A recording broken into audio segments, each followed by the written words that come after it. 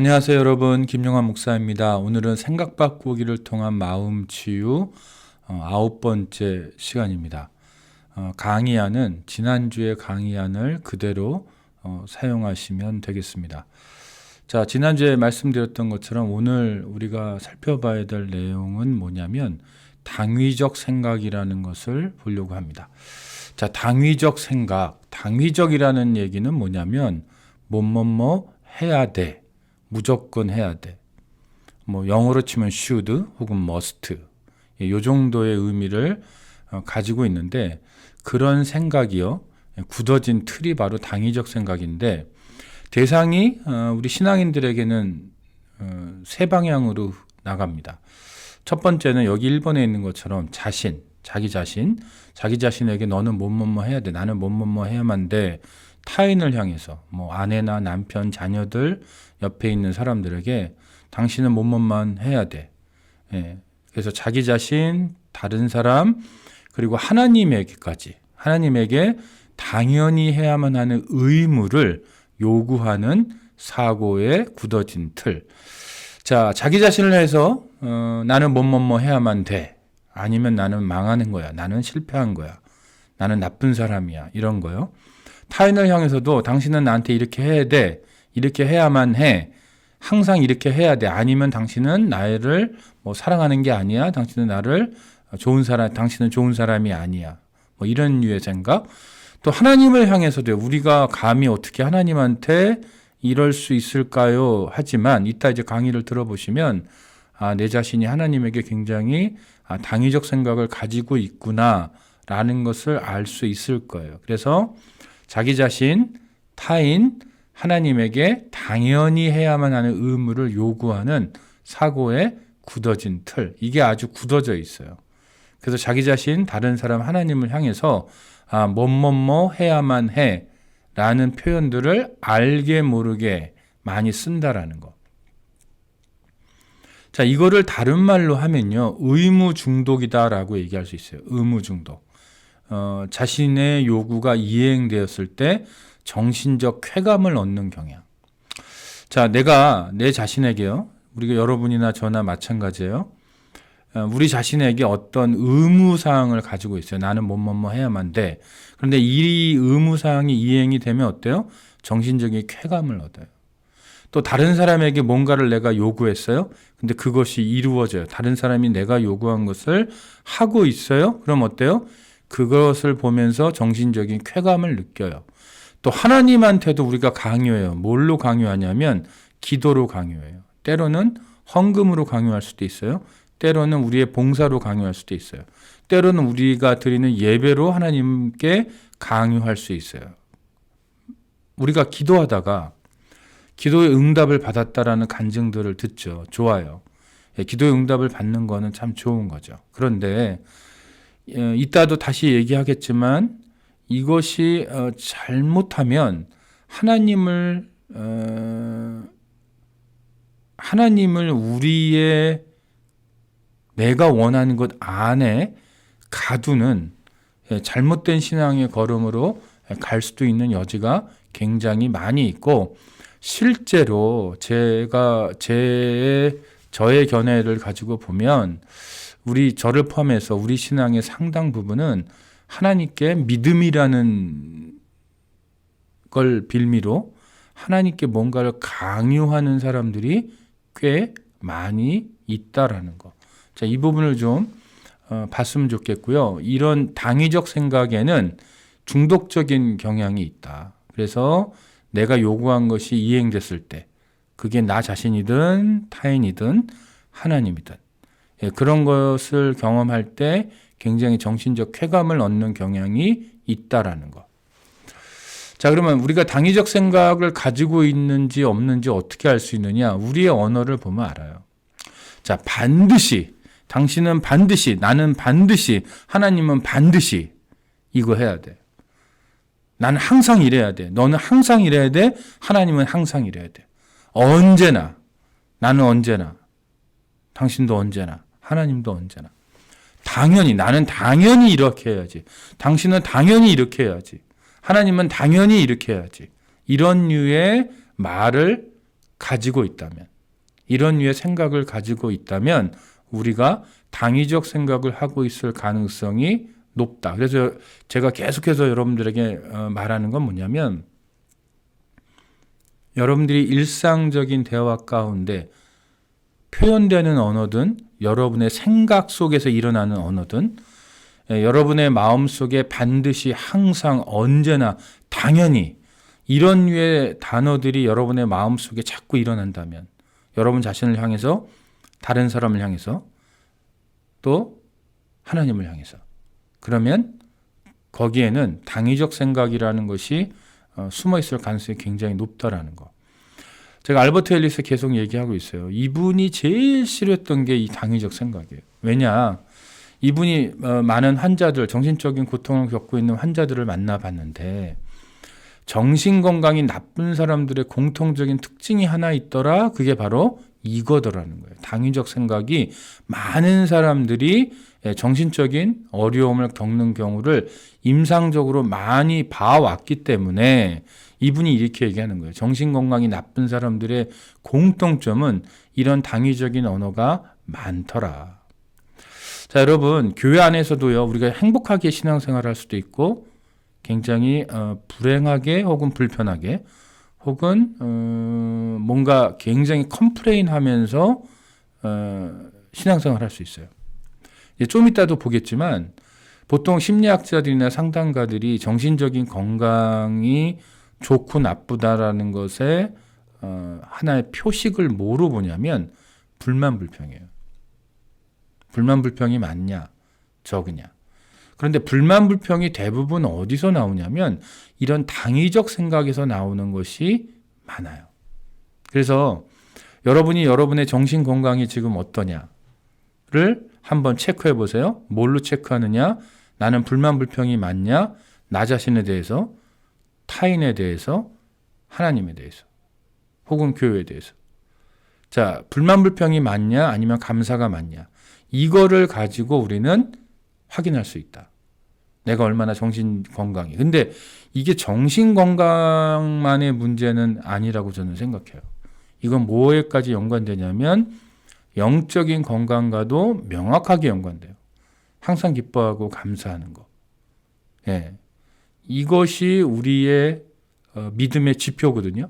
자, 그런데 알버트 앨리스가 주장하는 것처럼 많은 임상을 통해서 많은 정신적인 문제를 갖고 있는 환자들을 만나봤을 때 이 정신건강이 나쁜 사람들의 공통점이 이 당위적 언어라면, 자, 제가 앞에서도 여러 번 얘기했어요.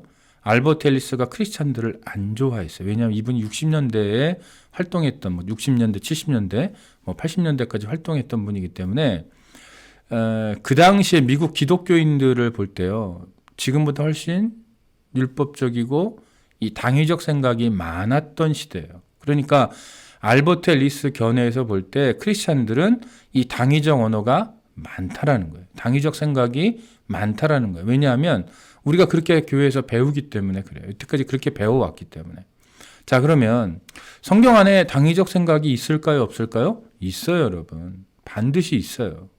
있는데, 그래서 그걸 가지고 크리스찬들이 당위적 생각을 가지고 있는데, 그러면 성경이 당위적 생각을 하는데 우리가 크리스찬들이 당위적 생각을 가지고 있는 게 당연하지 않을까요? 그렇게 물으실 수 있죠. 그 질문은 당연히 나와야 되는 질문이에요. 자, 그러면 제가 지난주에도 그 재앙적 생각에 대한 질문에 대해서 답변을 드렸는데 비슷한 거예요, 여러분. 자, 여러분, 우리가 바리새인들을 잘 알죠.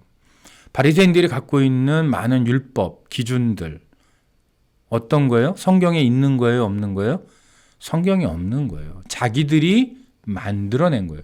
자기 딴에는 성경을 기준으로 해서 만들어냈다고 하지만 성경에 없는 것들을 많이 자기들 마음대로 인간적인 견해로 추가했어요. 그래서 이걸 지키면 믿음이 좋은 사람, 이걸 안 지키면 믿음이 없는 사람. 이런 식으로 자기들 나름의 기준을 만들었다라는 거예요. 똑같이 당위적 생각을 갖고 있는 크리스찬들은 어떤 사람들이냐면 성경에 없는 기준들을 자꾸 사람에게 적용해요. 근데 그 기준들이 대부분 어디서부터 오냐면 이따 또 다시 얘기하겠지만 자기가 어렸을 때 부모로부터 받았던 교육들. 그런데 우리가 어렸을 때 받았던 교육들은 어떤 교육들이냐면 굉장히 유교적인 교육, 불교적인 교육, 사실은 샤머니즘적인 교육, 또 굉장히 한국적인 교육을 받았어요. 자, 한국 사람들은 유교에 많이 노출되어 있습니다. 이 강의를 듣는 분들 중에 중년 이상 되는 분들은 대부분 유교라는 그 어떤 정신적인 영향력이 우리 안에 다 들어와 있는 그 영향을 받는 사람들이에요. 자, 그렇다는 얘기는 뭐냐면 유교가 가지고 있는 당위적 생각이 굉장히 많죠. 자, 유교적인 기독교라는 거는 이런 당위적 생각을 굉장히 많이 가지고 있는 기독교예요. 굉장히 수직적인 관계가 교회에서 강조가 되고, 그래서 거기서부터 비롯되는 어떤 당위적 생각들이 굉장히 많아요. 뭐 어린 사람은 이렇게 해야 돼. 나이 든 사람에게. 뭐 평신도는 교인들에게 이렇게, 아니 평신도는 뭐 목회자에게 이렇게 해야 돼. 또 목회자는 또 교인들에게 이렇게 해야 돼. 이런 뭐 사모는 이래야 돼. 목사는 이래야 돼. 뭐 장로는 이래야 돼. 권사는 이래야 돼. 집사는 이래야 돼. 이런 식의 생각들이 성경 안에서만 그 생각이 형성되면 좋겠는데 성경 바깥의 것들을 굉장히 많이 추가하는 경향이 있다라는 거예요. 제가 한국에서 목회할 때요. 제가 목회했던 교회가 굉장히 보수적인 교회였어요. 여자 전도사님들이 계셨는데 여자 전도사님들이 만약에 바지를 입고 예배를 들어오면 권사님들한테 굉장히 혼났어요. 왜 혼났을까요? 예, 그 권사님들이 갖고 있는 당위적 생각은 뭐냐면 교회의 여자 전도사들은 무조건 치마를 입어야 돼. 그것이 제대로 예배드리는 복장이야. 라는 식의 당위적 생각을 가지고 있었기 때문에 굉장히 혼났어요. 저는 한국에서 부목사를 할 때 만약에 흰색 와이셔츠가 아닌 색깔이 있는 와이셔츠를 입으면 저희 담임 목사 사모님이 저희 집사람을 불러서 혼냈어요. 집에 흰색 와이셔츠 없어? 이렇게 혼내셨어요. 그 얘기는 뭐예요? 목사는 당연히 흰색 와이셔츠를 입어야 돼 라는 당위적 생각을 가지고 있는 거예요. 자, 이런 류의 생각들이 성경에 있나요? 없나요? 없어요. 인간이 만든 기준이에요. 인간이 만든 반드시예요. 그렇죠? 근데 그거를 요구하는 거예요. 자, 옛날에요. 한국 교회에서 청년들이 청바지 입고 교회 오면 혼났던 시절이 있었어요. 청바지는 아주 뭔가 이미지가 불경건하고 뭔가 신앙적이지 않은, 또 반바지를 입고 교회를 오면 굉장히 교회에서 혼나던 시절이 있었어요. 또 우리 한국 기독교의 초창기에는 의자가 없는 마룻바닥에서 무릎을 꿇고 예배를 드리던 시절이 있어요. 하나님 앞에 예배 드릴 때는 당연히 무릎을 꿇고 예배를 드려야 된다. 그러면 그 생각은 어디서부터 왔을까요? 어른들 앞에서 무릎을 꿇어야 한다는 유교적인 개념에서 그 개념이 온 거예요. 이런 개념들은 성경에 없거든요. 그런데 이런 개념들을, 이런 당위적 생각들을 마치 성경의 레벨로 올려서 그렇게 안 하면 믿음이 없는 사람이라고 정죄하는 거죠. 그거는요, 내가 만든 규칙을요, 성경의 수준에까지 올리는 아주 잘못된 생각이에요. 여러분, 성경은 하나님의 말씀이잖아요. 그런데 내 생각을 하나님의 생각에 그 위치까지 올린다? 어때요? 교만이죠. 굉장한 교만입니다. 그러니까 우리 교회 안에 과거에 그런 당위적 생각들이 굉장히 많았어요. 지금은 많이 줄었어요. 그러나 우리 안에 여전히 당위적 생각이 있습니다. 자, 우리가 뭐 지금은 집에서 온라인으로 예배드리지만 우리가 지금 교회에서 의자에 앉아서 예배드려요. 그게 문제가 되나요? 아니죠. 우리 청년들이 청바지 입고 교회 많이 와요. 심지어 요즘에 어른들도 청바지 입고 많이 와요. 그거 문제 삼는 분들 없어요. 목회자들이 꼭 흰색 와이셔츠를 입어야 경건한 거고 그렇지 않으면 경건하지 않은 거냐? 그런 기준은 이제 없는 것 같아요. 자, 그래서 이런 당위적 생각은 사실은 그 당시의 문화를 반영하는 경우가 더 많다. 성경을 반영하는 게 아니에요, 여러분. 문화를 반영하는 거예요. 그런데 그 문화라는 거를 문화적이다라는 얘기는 변한다는 얘기고 일시적이라는 얘기예요. 그런데 그 변하는 일시적인 것들을 마치 성경인 양 절대시하는 것, 이거는 일종의 우상숭배죠. 그래서 당위적 생각은 굉장한 우상숭배입니다. 그리고 당위적 생각을 많이 가지고 있을수록 정신적으로 영적으로 건강하지 않은 거예요. 그래서 자, 알버트 앨리스는 그런 크리스찬들을 많이 만나보면서 이 크리스찬들 문제 많은데 라는 생각을 했다라는 거죠. 그래서 알버트 앨리스가 그래서 젊은 시절에는 크리스찬들을 굉장히 싫어했어요. 늙음하게는 이분이 나이를 먹고 이제 노인이 돼서 글을 쓸 때는 그래도 크리스찬들을 어느 정도 포용하는 그런 글들이 나와요. 그런데 이분이 중년까지는 굉장히 기독교인들을 싫어했다. 왜냐? 기독교인들에게 넌 크리스찬들보다 크리스찬들에게 이 당위적 생각이 더 많기 때문에 그래요. 이 부분은 우리가 심각하게 고민을 해봐야 됩니다. 우리 안에 있는 당위적 생각은 뭘까? 내 안에 있는 당위적 생각은 뭘까? 그런데 내가 갖고 있는 그 당위적 생각이라는 것이 정말 성경에 있는 건가? 아니면 그냥 내가 태어나서 자라고 교육받은 그런 문화에서 오는 건가? 문화에서 오는 거면 그걸 하나님의 레벨로 올릴 수 없죠. 하나님의 말씀의 레벨로 올릴 수 없죠. 그러면 바리새인이 되는 거예요. 그래서 우리가 이 부분을 심각하게 고민하면서 우리 안에 있는 당위적 생각들이 성경에서 온 게 아니라면 그것들을 과감하게 하나님 앞에 포기하는 것이 우리의 영적인 건강을 위해서 또 정신적인 건강을 위해서 중요하다. 아주 중요하다. 자, 그래서 당위적 생각은 아까 말씀드린 것처럼 세 종입니다. 자기 자신과 타인과 하나님에 대한 당위적 생각. 자, 그러면 하나씩 한번 따로 한번 보도록 할게요. 먼저 자신에 대한 당위적 생각을 보겠습니다. 자기 자신에게 과도한 의무, 과제, 규율을 설정하고 그것을 반드시 항상 언제나 당연히 지켜야 한다는 강압적인 생각.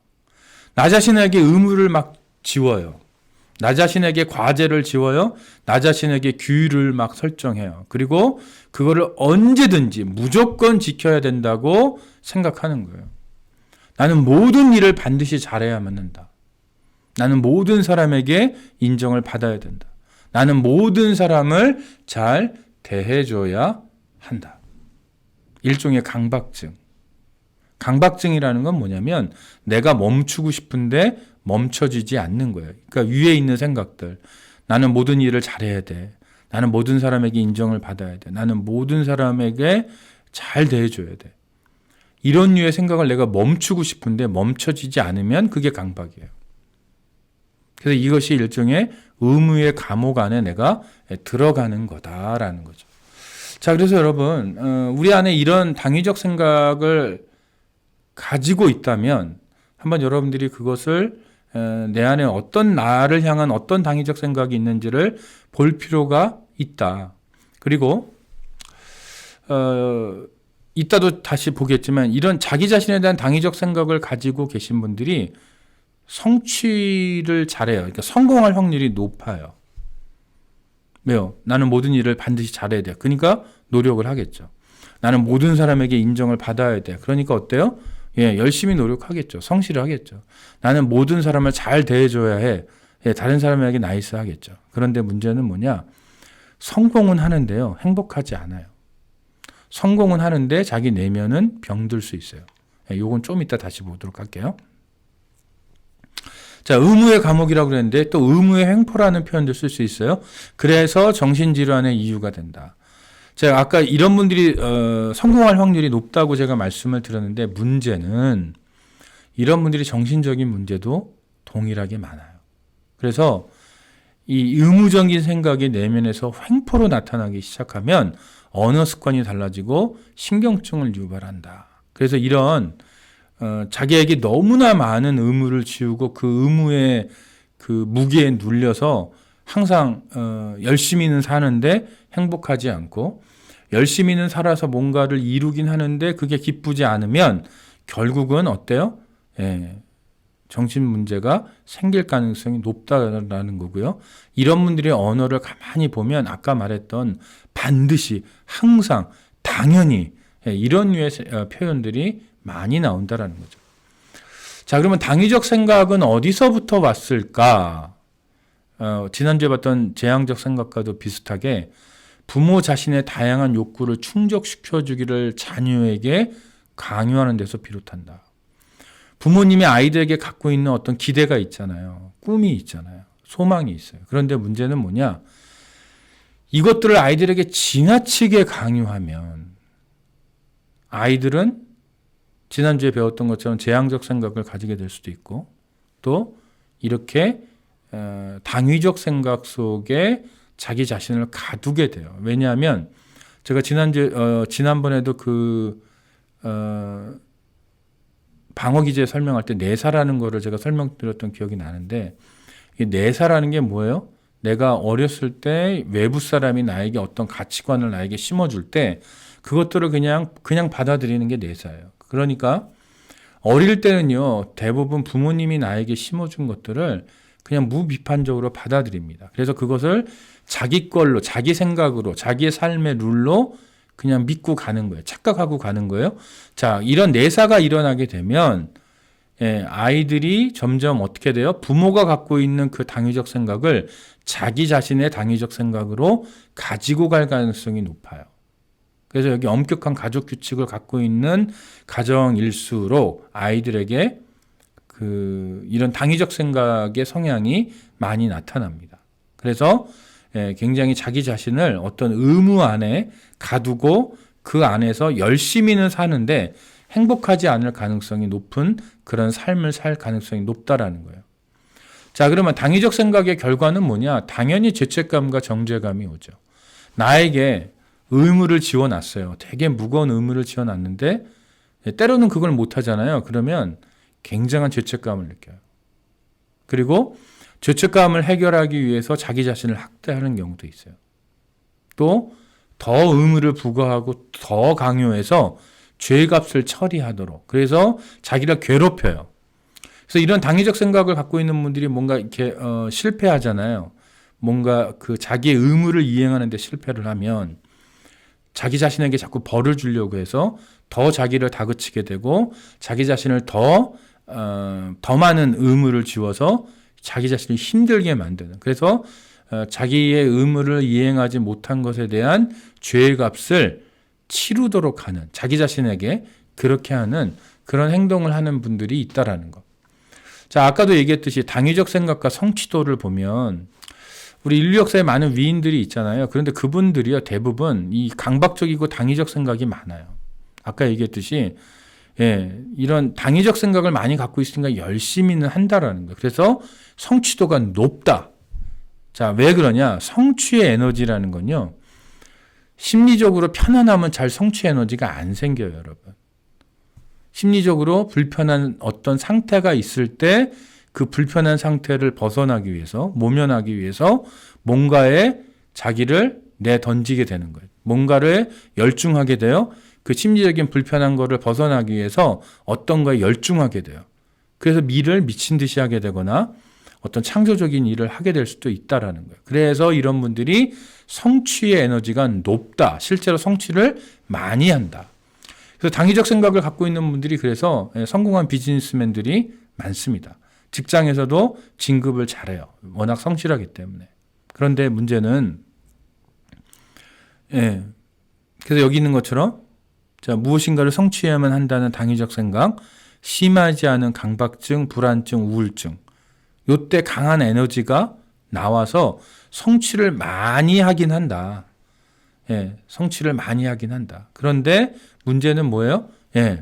성취는 많이 하지만 정신적으로 번아웃 돼서 한 번에 무너지는 경우가 많아요. 그래서 이런 분들은 어때요? 어느 정도의 지위에 올라가고 어느 정도의 성공을 누리다가 한 번에 삶이 망가지고 무너지고 뭐 비리를 저질렀다든가 탈선을 하고 어떤 윤리적으로 어떤 잘못된 행동을 하게 되는 그래서 엉뚱한 짓을 하게 되는 그런 일들이 벌어져서 한 번에 나락으로 떨어지는 일들이 많다라는 거죠. 그래서 우리 주변에도 보면요. 잘 나가던 사업가가 또 직장에서 잘 하던 분들이 뭔가 이런 강박적인 당위적 생각에 빠져서 힘들게, 내면적으로 힘들게 살죠. 그래서 겉으로는 멀쩡한데 내면적으로 힘들기 때문에 뭔가 그 트리거가 있으면 한 방에 그 풍선이 터지는 것처럼 이런 분들은 빵 하고 터져서 한 번에 삶이 무너지는 경우가 많다라는 거죠. 자, 그럼 이런 당위적 생각에 대한 대안적 생각을 한번 우리가 봐야 돼요. 우리가 어떤 대안적 생각을 가질 수 있느냐? 일을 못하는 것보다 잘하는 것이 좋지만 분명한 사실은 우리는 모든 일을 다 잘할 수는 없다. 여러분, 일을 못하는 것보다 잘하는 게 당연히 좋죠. 그러나 분명한 사실은 뭐예요? 우리의 달란트가 다 다르고 우리의 부르심이 다 다르기 때문에 우리가 모든 일을 다 잘할 수는 없는 거예요. 직장 생활을 잘하는 분들이 만약에 어떤 뭐 교회 집사님이 있다, 여자 집사님이 있다, 직장 생활을 잘해요, 비즈니스를 잘해요. 근데 집에 가서 살림을 못할 수 있죠. 또 집에서 반대로 살림은 잘하는데 또 밖에서 어떤 비즈니스를 할 때, 직장 일을 할 때 그건 또 잘 못할 수가 있죠. 사람마다 모든 일을 다 잘하는 건 아니기 때문에 이것을 우리 자신에게 또 타인에게 그걸 적용할 수 없다라는 거예요. 또 모든 사람에게 인정받는 것이 좋겠지만 명백한 건 뭐예요? 우리가 모든 사람으로부터 인정받을 수는 없다라는 거예요. 예수님도 그렇게 못했어요, 여러분. 또 모든 사람을 잘 대해주면 좋지만 모든 사람을 다 잘해주고 다 만족시켜주는 거는 불가능하다. 이건 예수님도 못했다라는 거예요. 그래서 우리가 이런 대안적 생각을 가지고 우리의 이 당위적 생각, 나를 향한 당위적 생각을 치료하는 것이 우리의 정신적인 또 영적인 건강에 굉장히 도움이 된다라고 말씀을 드리고 싶어요. 그 다음에 이게 사도 바울의 고민이기도 했고 또 종교개혁을 했던 루터의 고민이기도 했어요.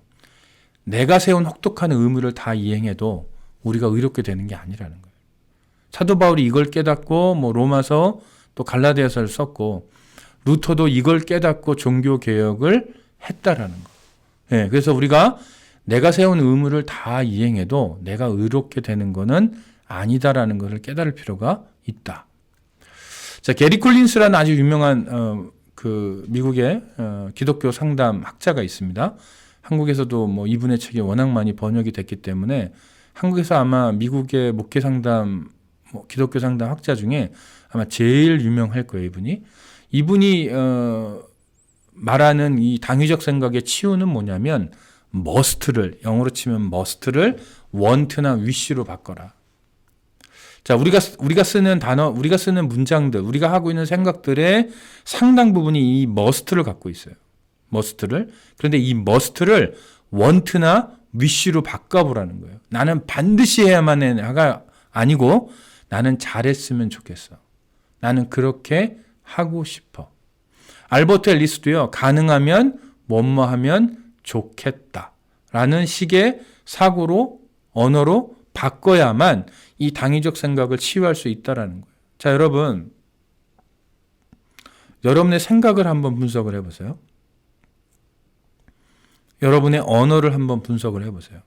여러분의 자녀들에게, 여러분의 배우자에게, 여러분의 구역 식구들에게, 뭐 여러분의 교구 목회자에게, 혹은 뭐 교회 누군가에게, 혹은 교회 자체에게 반드시 뭐뭐뭐 해야 돼. 당연히 뭐뭐뭐 해야 돼. 이런 류의 언어들을 쓰고 있지 않습니까? 이런 류의 생각들을 가지고 있지 않습니까? 여러분 자신에게도 이러고 있지 않나요? 그렇다면 이 must를 want 혹은 wish로 바꿔보세요. 그러면 여러분의 마음에 이게 평안함이 오는 걸 느낄 수 있어요. 옆에 있는 사람이 많이 미웠다가 덜 미워지는 게 느껴져요. 정말이에요. 해보세요. 그래서 여러분 자신이 좀 더 좋아질 거예요. 여러분 자신을 향해서도 나는 must, I must가 아니고 I want, I wish 이렇게 하는 거죠. 그래서 이런 언어를 바꾸고 생각을 바꾸는 것이 우리의 나 자신을 사랑할 수 있고 내 이웃을 내 몸처럼 사랑할 수 있는 길이에요. 굉장히 중요한 길입니다. 그래서 이것들을 이제 우리가 이제 내년에 한번 이제 이런 것들을 이제 프랙티스하는 훈련을 하긴 할 거지만 지금 여러분의 머릿속에 이거를 잘 담아 두시고 내년까지 갈 필요 없이 여러분의 삶 가운데 이거를 지금 연습하시기 바랍니다. 지금 연습해 보면 제가 장담하는데 여러분의 마음 가운데 정말 평안이 오고 기쁨이 오고 다른 사람에 대한 사랑하는 마음이 생길 수 있다라는 걸 제가 보장합니다. 한번 해보시기 바랍니다. 자, 그 다음에 타인에 대한 당위적 생각. 자, 이게요. 타인에 대한 당위적 생각은 여기 제가 타인에게 상처를 받기 최적의 조건이라고 그랬어요. 그런데 이게요.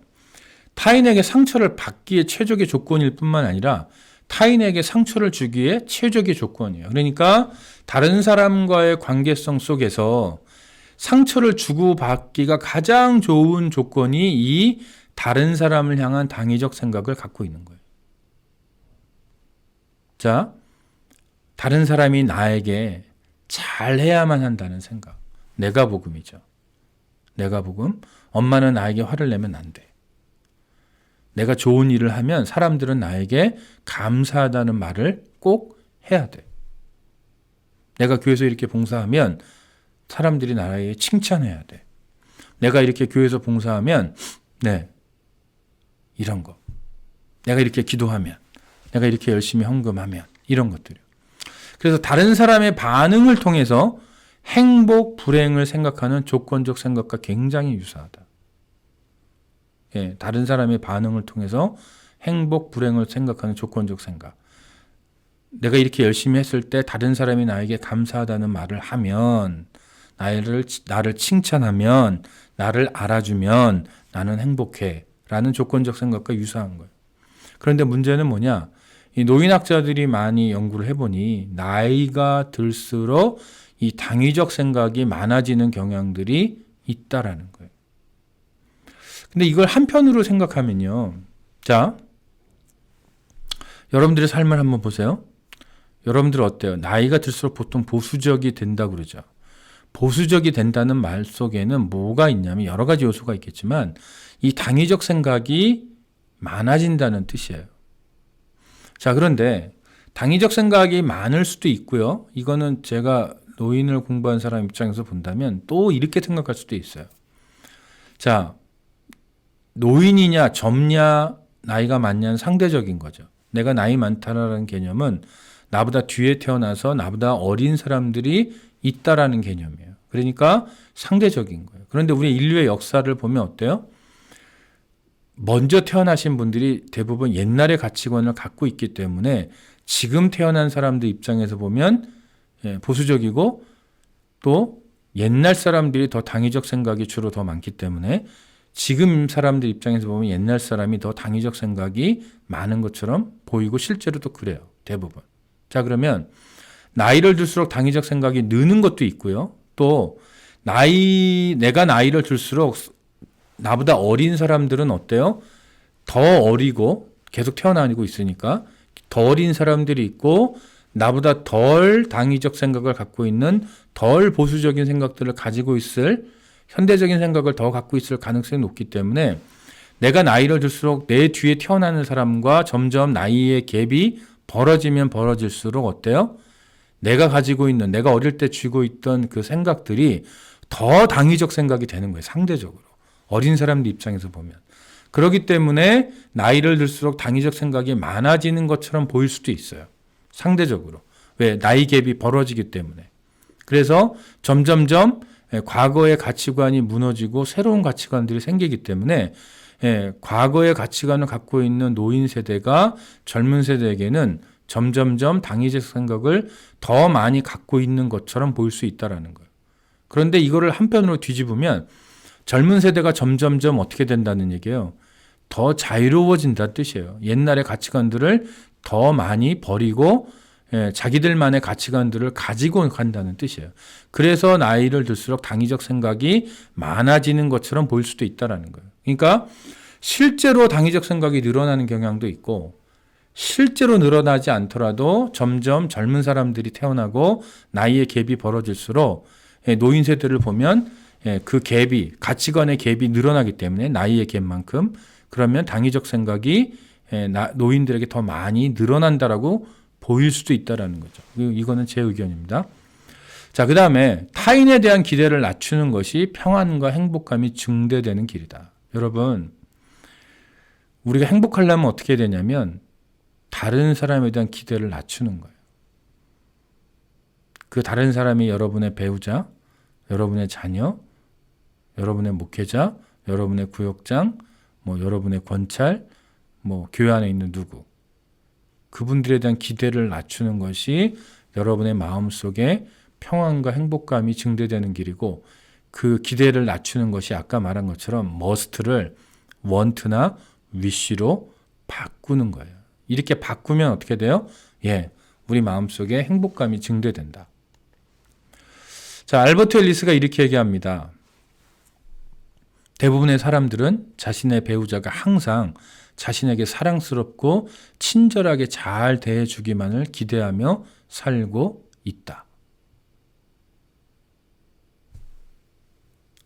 여러분 얘기죠? 또 제 얘기입니다. 그 얘기는 뭐예요? 우리들 얘기예요. 상대방이 자신의 기대에 따라 살지 않으면 분노하게 된다.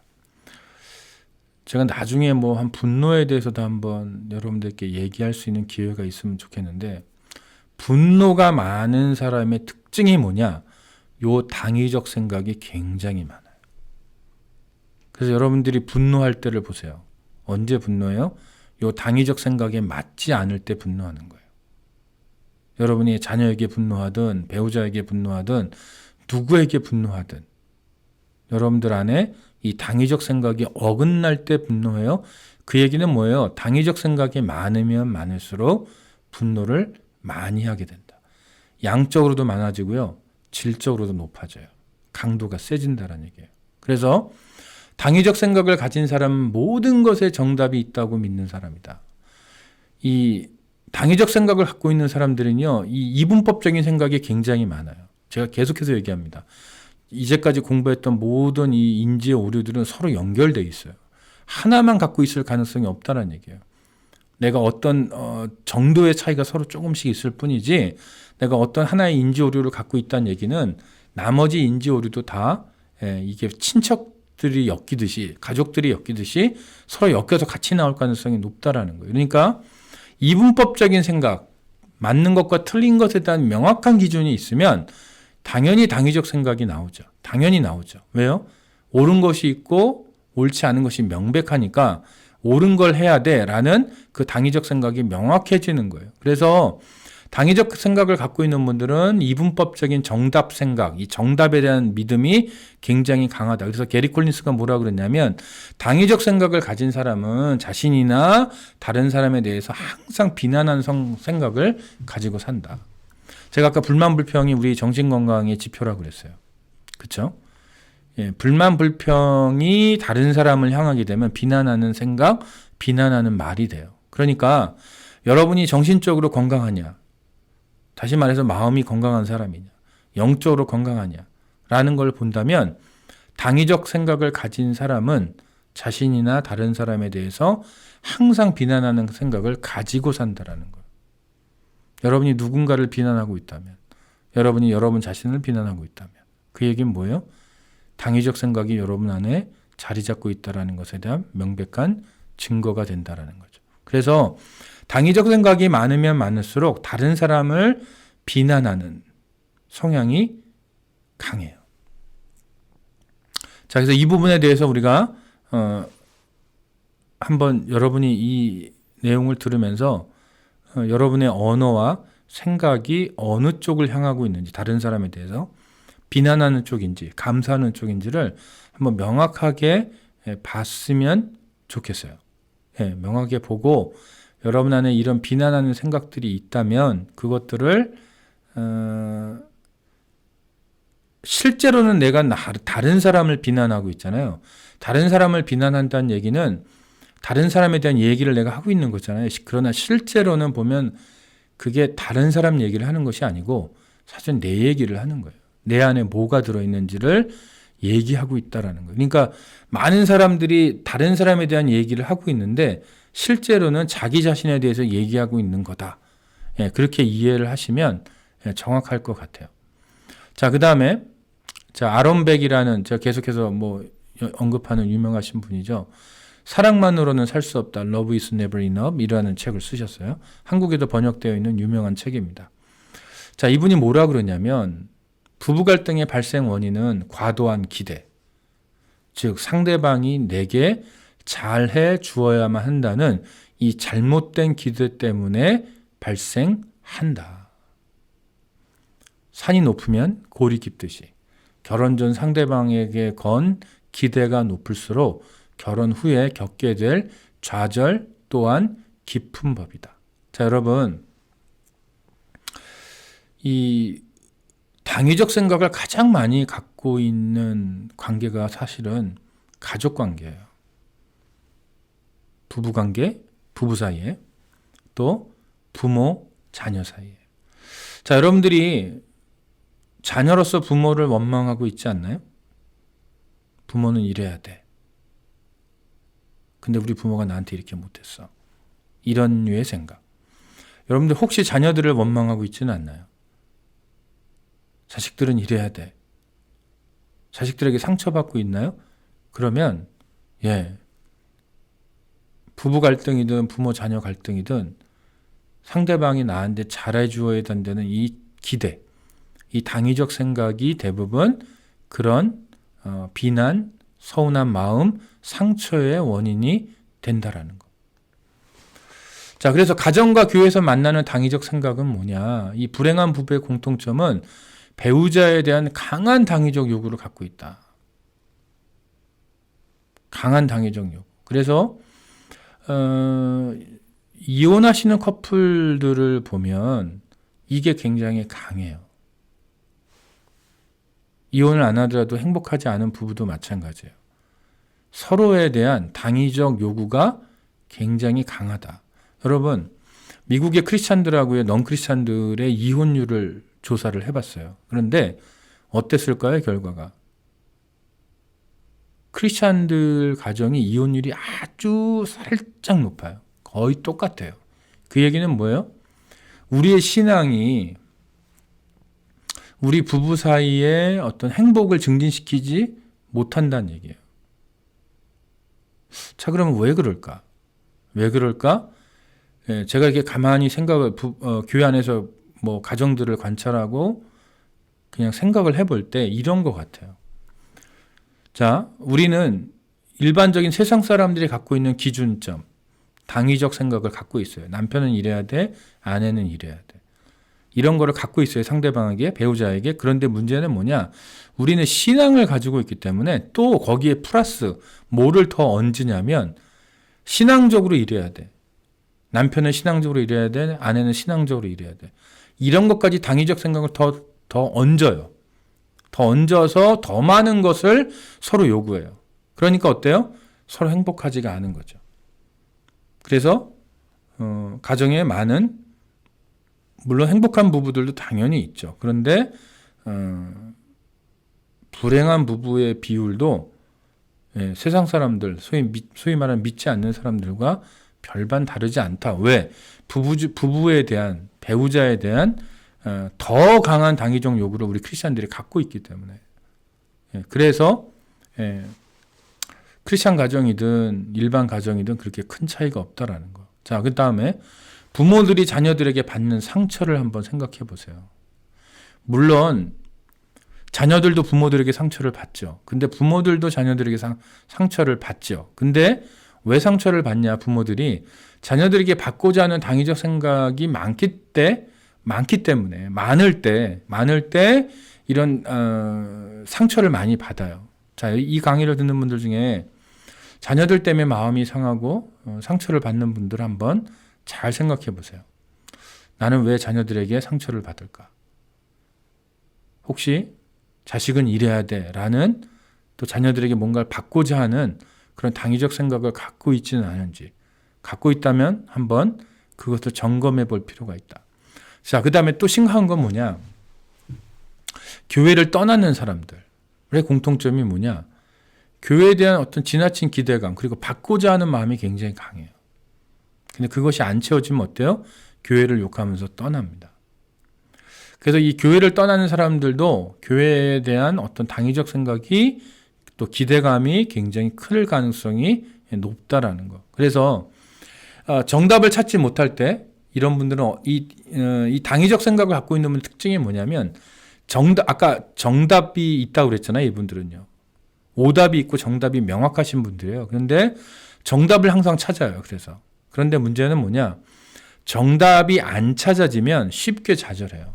그리고 다른 사람이 자신의 정답에 맞지 않을 때 쉽게 비난하고 분노해요. 자식, 며느리, 남편, 아내, 친구, 이웃, 교회로부터 받고자 하는 마음과 마음의 상처는 비례한다. 그러니까 여러분이 누군가에게 마음의 상처를 받았다는 얘기는 상대방이 여러분에게 상처를 줘서 상처를 받을 수도 있고요.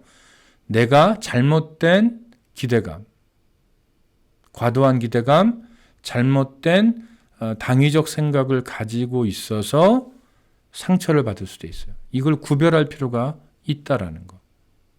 구별해서 내가 가지고 있는 과도한 기대와 당위적 생각 때문에 오는 상처라면 그거는 우리가 내려놔야 돼요. 이거 내려놓지 않으면 우리의 마음 가운데 평안과 기쁨이 임하기는 굉장히 어렵습니다. 자, 그러면 하나님을 의뢰한다는 게 뭘까? 사람을 의지하지 않고 사람에게 기대하고 사람을 의지하고 사람에게 기대하고 사람에게 실망하고 사람에게 상처받는 것과 반대의 삶을 사는 게 하나님을 의뢰하는 거예요. 다시 말해서 하나님을 의뢰한다는 것은 사람을 의지하지 않고 사람에게 기대하지 않고 사람에게 실망하지 않고 사람에게 상처받지 않고 오직 하나님만 바라보고 사는 거예요. 다시 말해서 사람에 대한 기대를 내려놓는 거예요. 자, 여기 보면 타인에 대한 기대를 내려놓기, 자신이 할 것을 하고 받을 것을 기대하지 않는 자세. 이게 바로 우리의 하나님을 의뢰하는 거고요. 우리가 마음이 평안할 수 있는 길이라는 거예요. 자, 여러분들 이 아람 왕의 군대 장관 나아만을 아시죠? 엘리사의 이야기가 열왕기하 5장 9절에서 12절까지 나옵니다. 자, 한번 볼게요. 나아만이 이에 말들과 병거들을 거느리고 이르러 엘리사의 집 문에 서니 엘리사가 사자를 그에게 보내 이르되 너는 가서 요단강에 몸을 7번 씻으라. 내 살이 회복되어 깨끗하리라 하는지라. 나아만이 노하여 분노했어요. 물러가며 이르되 내 생각에는, 자 보세요. 나아만이 지금 분노하고 있는데 그 분노가 어디서부터 와요?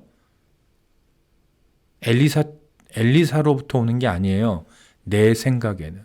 나아만의 생각으로부터 분노가 오는 거예요. 자 보세요. 나아만이 노하여 물러가며 이르되 내 생각에는 그가 내게로 나와 서서 그의 하나님 여호와의 이름을 부르고 그의 손을 그 부위 위에 흔들어 나병을 고칠까 하였도다. 다메섹강 아바나와 바르발은 이스라엘 모든 강물보다 낫지 아니하냐. 내가 거기서 몸을 씻으면 깨끗하게 되지 아니하랴 하고 몸을 돌려 분노하여 떠나니.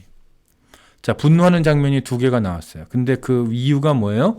내 생각에는. 자, 나아만은 어떤 생각을 갖고 있냐면 엘리사를 찾아가면 지금 나병에 걸렸어요.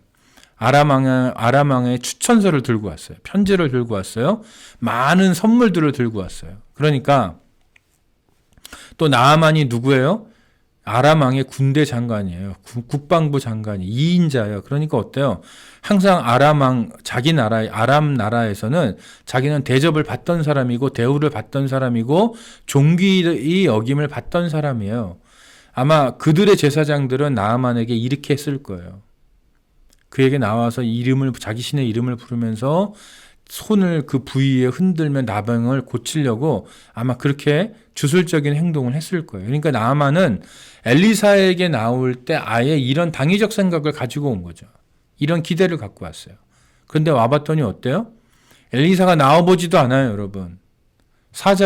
종을 보낸 거예요. 그래서 요단강에 7번 씻어. 그럼 내 살이 회복돼서 깨끗하게 질 거야. 이걸로 끝났다라는 거예요. 얼마나 기분 나쁘겠어요. 얼마나 자존심 상해요.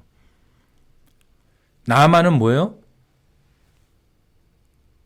엘리사는 나를 대접해야 돼. 뭘로 대접해요? 아람이라는 나라의 강력한 나라의 군대 장관, 국방부 장관으로 대접해야 돼. 이런 당위적 생각을 가지고 나왔어요. 왜? 나는 잘난 사람이니까. 나는 똑똑한 사람이고 나는 힘을 갖고 있는 사람이니까 당연히 엘리사는 어때요? 네, 나를 이렇게 대접해야 돼. 라는 당위적 생각을 가지고 나왔어요. 그런데 10절을 보니까 그런 당위적 생각과는 완전히 거리가 먼 행동을 엘리사가 하니까 어때요? 내 생각과 안 맞아요. 그러니까 어때요? 분노하는 거예요. 분노하는 거예요. 만약에 물론 나중에 이 이야기의 해피엔딩을 여러분이 잘 아시니까 그 부분은 제가 말씀드리지 않을게요. 자, 그런데 만약에 나아만이 이런 당위적 생각을 가지고 있는 것이 아니고 예수님 앞에 나와서 자기 딸을 고쳐달라고 했던 그 여인처럼 자녀의 떡을 개에게 던짐이 마땅치 않아 라는 말을 들었을 때 그 여인이 올소이다마는 개들도 제 주인의 상에서 떨어지는 부스러기를 먹습니다. 라는 이런 자세를 가지고 나왔다면 나아만이 이렇게 진노하지 않았을 거예요. 그 여인의 이야기를 한번 보세요, 여러분. 그 여인은 당위적 생각을 갖고 있지 않았어요. 예수님을 향해서 당위적 생각을 갖지 않았어요. 그러니까 예수님이 그런 대접을 해도 그 앞에서 그것을 간절하게 받아 넘길 수 있었던 거예요. 그런데 나아만은 어때요? 그 여인과 나아만은 입장이 너무 다른 거죠. 이 사람은 너무 힘이 많고 대접을 받는 것이 몸에 아예 익숙한 사람이에요. 그러니까 어때요? 당연히 이런 당위적 생각을 가지고 있고 다른 사람은 나한테 이렇게 대접을 해야 돼. 나를 이렇게 대우해야 돼. 라는 이런 당위적 생각을 자기도 모르게 아주 심하게 갖고 있었던 거예요. 그러니까 자기가 나병이 있음에도 불구하고 굉장히 간절해서 여기까지 온 건데 내 생각에는 그것 때문에 여기서 분노해서 떠날 뻔 했다라는 거예요. 자, 어때요, 여러분? 이거 교회에서도 이거 흔하게 일어나는 일들이에요, 여러분. 굉장히 흔하게 일어납니다. 이런 내 생각에는 이것 때문에 분노하는 거죠. 내 생각에는. 근데 내 생각이라는 그 생각들이 다 뭐예요? 대부분 다 당위적 생각이에요. 다른 사람을 향한 당위적 생각일 가능성이 높다라는 거예요. 자, 여러분들 억울하게 감옥에 수감된 요셉의 이야기를 여러분들 아시잖아요. 자, 술 맡은 관원의 꿈을 해석해줘요. 그리고 꿈대로 술 맡은 관원이 복직했어요. 그리고 술 맡은 관원이 감옥에서 나갈 때 자신의 억울함을 해결해 달라고 부탁을 했어요. 그런데 문제는 뭐냐? 이 술 맡은 관원이 괘씸하게도 2년 동안 요셉을 잊어버려요. 얼마나 괘씸해요. 그렇죠? 자기가 꿈을 잘 해석해줘서 그 꿈대로 복직을 했는데 근데 그 복직이 단순한 복직이 아니고 왕의 술 맡은 관원이니까 굉장히 높은 고위직이고 일종의 경호실장 같은 거예요, 여러분. 그런데 그런 높은 지위에 복직이 됐으니 얼마나 삶이 편안하고 좋겠어요. 그런데 문제는 2년이란 기간 동안 요셉을 잊어버리고 살아요. 얼마나 서운합니까? 인간적으로. 괘씸합니까? 그런데 여러분, 제가 전에도 얘기했듯이 요셉이 형들을 용서하는 장면을 보면 형들이 사죄하는 장면이 없다고. 요셉에게 용서를 빌고 잘못했다고 살려달라고 하는 장면이 없다라는 얘기했어요. 그러니까 사죄를 안 했는데 요셉이 용서했잖아요. 똑같아요, 여기도요. 요셉은 이런 사람이에요. 나중에 애굽의 총리가 됐으면 이 술 맡은 관원이 괘씸해서라도 복수를 할 수 있을 것 같아요. 그쵸? 야, 이놈아, 너는 내가 그렇게 꿈을 해석해줘서 술 맡은 관원으로 복직을 했으면 은혜를 갚아야지. 이놈아, 네가 나를 잊고 이렇게 2년 너 때문에 임마 내가 2년 동안 이렇게 고생했잖아 라고 이렇게 말하면서 이 술 맡은 관원을 어떻게 했을 수도 있다라는 거예요. 근데 그런 이야기가 성경에 없다. 그 얘기는 뭐예요? 요셉에게는 형들에게서도 보였던 모습과 이 술 맡은 관원에게 보여주는 모습을 보면 이런 당위적 생각이 없는 사람일 가능성이 굉장히 높다라는 거예요. 굉장히 유연한 사람이에요. 이것이 요셉이 철없는 행동을 많이 했지만 그럼에도 불구하고 요셉이 이런 커다란 장점을 가지고 있다라고 얘기할 수 있다라는 거예요. 자, 그 다음에 누가복음 17장 5절에서 10절의 말씀을 한번 볼게요. 자, 사도들이 주께 여짜오되 우리에게 믿음을 더하소서 하니. 자, 믿음을 더해달래요. 믿음을 더해달래요. 자, 6절. 주께서 이르시되 너희에게 겨자씨 하나일 만한 믿음이 있었더라면 이 뽕나무더러 뿌리가 뽑혀 바다에 심기어라 하였을 것이요 그것이 너희에게 순종하였으리라. 너희 중 누구에게 밭을 갈거나 양을 치거나 하는 종이 있어 밭에서 돌아오면 그더러 곧 와 앉아서 먹으라 말할 자가 있느냐. 도리어 그더러 내 먹을 것을 준비하고 띠를 띠고 내가 먹고 마시는 동안에 수종 들고 너는 그 후에 먹고 마시라 하지 않겠느냐. 명한 대로 하였다고 종에게 감사하겠느냐. 이와 같이 너희도 명령받은 것을 다 행한 후에 이르기를 우리는 무익한 종이라 우리가 하여야 할 일을 한 것뿐이라 할지니라. 자, 여러분 보세요. 빨간 글씨를 보세요. 사도들이 주께 여짜오되 우리에게 믿음을 더하소서 하니. 결론이 뭐예요? 믿음을 더하는 방법이 뭐예요? 이와 같이 너희도 명령을 받은 것을 다 행한 후에 이르기를 우리는 무익한 종이라 우리가 하여야 할 일을 한 것뿐이라 할지니라. 믿음을 더하는 길이 뭐냐면 상대방에 대한 당위적 생각, 기대감을 버리는 거예요. 내가 명령받은 것을 다 행한 후에 그저 나는 무익한 종입니다. 내가 할 일을 한 것뿐입니다. 어떤 보상을 원하지 않는다는 얘기예요. 이게 바로 우리에게 믿음을 더하는 길이라고 예수님이 가르쳐 주세요. 그렇다면 우리가 교회든 가정이든 직장이든 뭐 비즈니스든 내가 할 일을 다 한 후에 어떤 기대감, 인간을 향한 기대감을 내가 버리는 것, 이것이 바로 믿음을 더하는 길이다. 그리고 우리가 분노, 아까 이 나만의 분노를 보셨잖아요. 내 생각에는. 우리의 분노의 대부분은 여기에 있어요. 내 생각에는. 내가 가지고 있는 다른 사람을 향한 당위적 생각, 이것이 원인이 돼서 분노할 때가 많다라는 거. 이것을 여러분들이 잘 기억을 하셨으면 좋겠어요. 자, 시편 146편 3절에 귀인들을 의지하지 말며 도울 힘이 없는 인생도 의지하지 말라. 사람에게 의지하지 말라는 거예요. 하나님만 의지해요. 사람에 대한 당위적 생각을 버리라는 뜻이에요. 이사야서 2장 22절에 너는 인생을 의지하지 말라.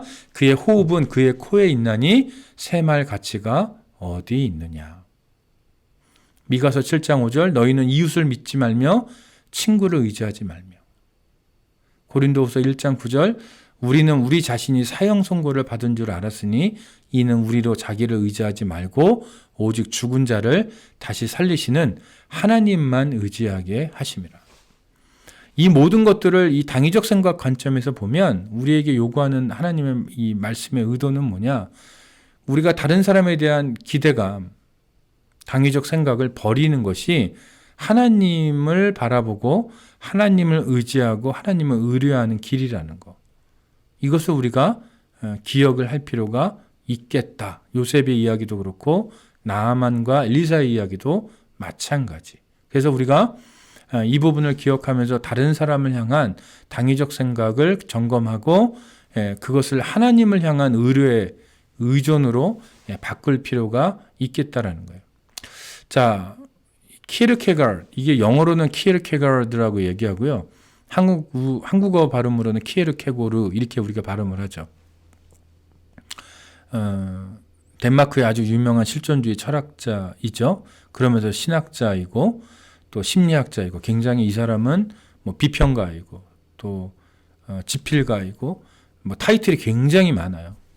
이분이 쓴 책 중에 Works of Love라는 책이 있어요. 제가 이거를 PhD 과정을 할 때 수업 시간에 한 학기 동안 이 책 한 권을 딱 공부하는 시간이 있었어요.